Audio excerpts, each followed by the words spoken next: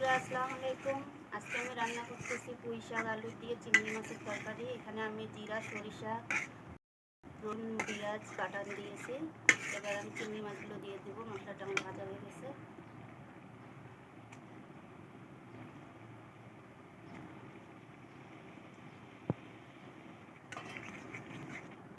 চিংড়ি মাছটা একটু ভুনা করে নেব।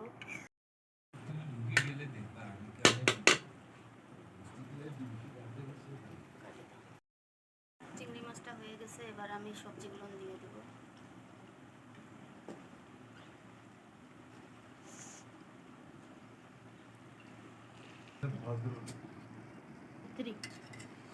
এবার সবজিগুলো ভালো করে নেড়ে দিব।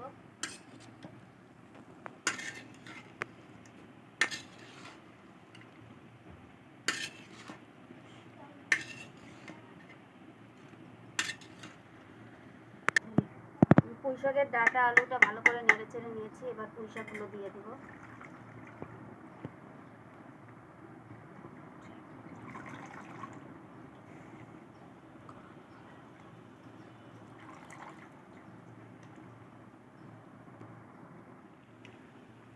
এবার আমি শাকটা ভালো করে নেড়ে দিব।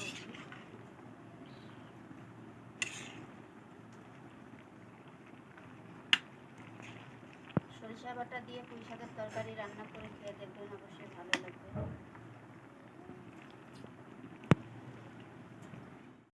আমার সবজিগুলো একটু কষানো হয়ে গেছে,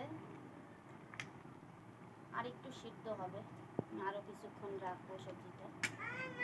পানি দিয়ে দিব একটু ভালো করে সিদ্ধ হওয়ার জন্য। বন্ধুরা, আমার তরকারিটি হয়ে গেছে, এবার আমি নামিয়ে